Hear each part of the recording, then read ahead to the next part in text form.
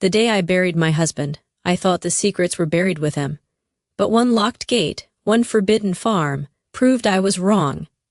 For years, my husband had one unbreakable rule: never go near the farm. I didn't ask questions, I trusted him. After his death, grief pushed me toward the one place he swore I should never see.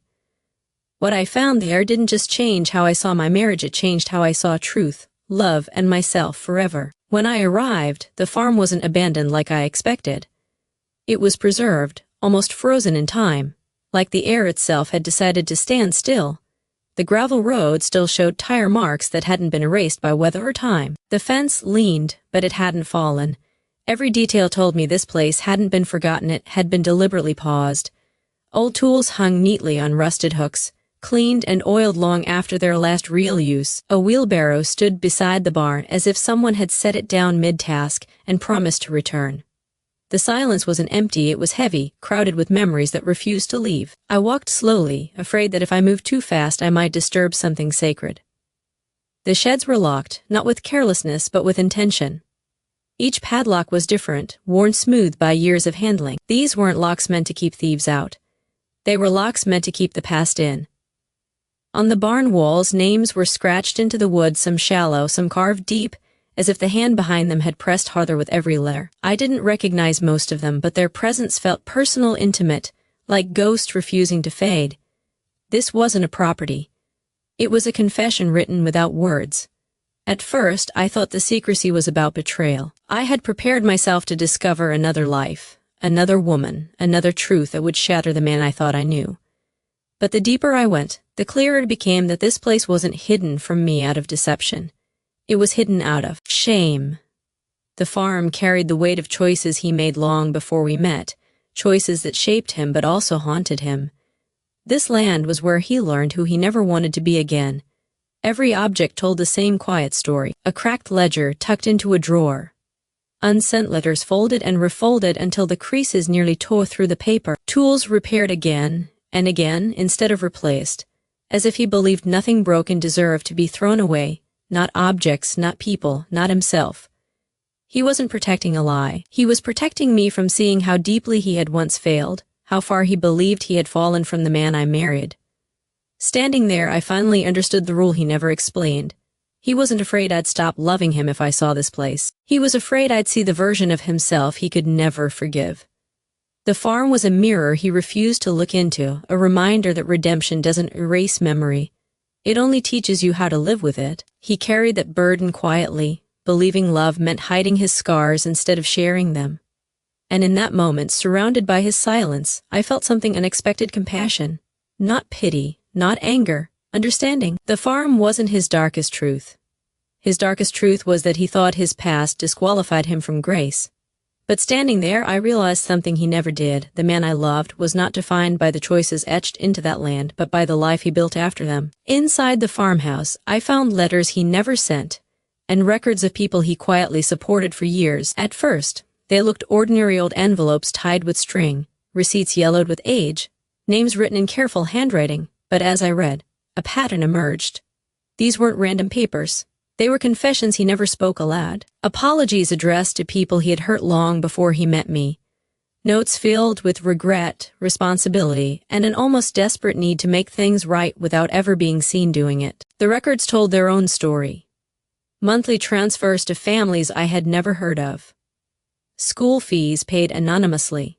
Medical bills covered under false names. In one ledger, he had written only dates and amounts. No explanations, as if he believed even the act of writing their stories down would be too much exposure. These were mistakes he paid for in silence, not because anyone demanded it, but because he believed redemption only counted if it came without recognition. He wasn't trying to erase the past, he was trying to balance it. As I walked through the house, I realized the weight he had been carrying all these years. Every smile, every calm word, every ordinary day we shared had been lived alongside this private burden. He never spoke of it. Not because he didn't trust me, but because he didn't trust himself to be forgiven. In his mind, the man he used to be disqualified him from grace, and the farm was where that judgment lived. He kept it hidden the way people hide scars, not out of deceit, but out of fear that once seen, they will define everything else. What struck me most was that his darkest truth wasn't cruelty. It wasn't greed or betrayal. It was guilt so deep, it shaped the boundaries of our life together. He believed that if I saw this place, if I read these letters, I would see him as broken beyond repair. He imagined my love as something fragile, something that depended on him being whole, clean, and uncomplicated. He never considered that love might be strong enough to hold his flaws, too. Standing there, surrounded by proof of his quiet penance, I felt something unexpected rise in me, not anger, not disappointment, but tenderness. Brokenness doesn't erase love, it explains it. It gives it context and weight. Loving someone who has wrestled with their own failures doesn't make that love weaker, it makes it more honest. If he had trusted me with this truth, I wouldn't have loved him less. I would have understood him more. In the end, the farmhouse didn't reveal a man I didn't recognize. It revealed the depth of the man I married. His silence wasn't indifference, it was sacrifice. His secrecy wasn't manipulation, it was self-punishment. And as painful as it was to discover this part of him too late, it also gave me peace.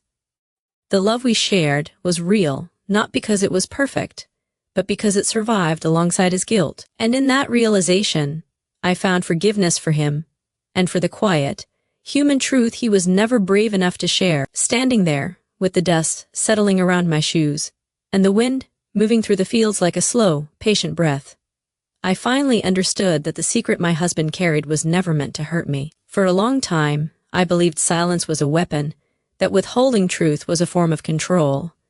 But in that moment, the weight shifted.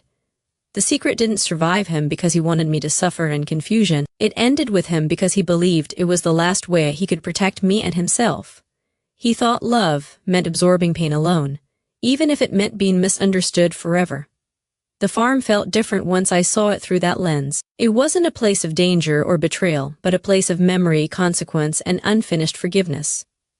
Every locked door reflected something he had locked away inside himself. Every preserved corner whispered of a man frozen in a moment he never learned how to escape. I realized he wasn't hiding a warning sign for me.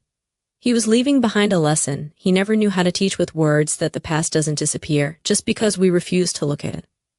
We all carry places like this, rooms inside us we never open, stories we shorten, soften, or erase entirely. We convince ourselves that silence equals strength, that endurance means never letting cracks show. But standing there, I saw how heavy that burden becomes over time. What we hide doesn't stay still. It grows. It shapes the way we love, the way we speak, the way we pull away when we want to reach closer. His secret had shaped our marriage in quiet ways I never questioned, and now I understood why some distances never closed, no matter how much love existed between us. Healing, I realized, doesn't begin with confession or explanation. It begins with honesty toward ourselves. With the courage to admit that something hurts, that something matters, that something still has power over us. The farm didn't demand that I judge him or forgive him instantly. It simply asked me to see him fully, without the polished edges we often present to the people we love most. And in seeing him clearly, I was finally able to see myself clearly too. There is a strange freedom in accepting that some truths arrive too late. Not every question gets answered. Not every story gets closure. But healing doesn't require a complete narrative, it requires release. Release from blame. Release from resentment. Release from the belief that love must be flawless to be real. His secret ended not as a punishment, but as an invitation to stop inheriting silence, to stop confusing secrecy with sacrifice, and to stop carrying burdens that were never meant to be permanent. As I walked away from the farm, I carried less than I arrived with. Not because everything was resolved, but because I no longer needed to hide from the truth or from myself. And that, more than any explanation he could have left behind, was the lesson that set me free. That farm didn't destroy my memories of my husband, it completed them. Love isn't about perfection. It's about truth, forgiveness, and choosing to understand even when the answers come too late. If you're carrying a secret or loving someone who is, remember this: what's hidden in the dark only grows heavier. But when faced with courage, even the darkest truth can become a place of peace.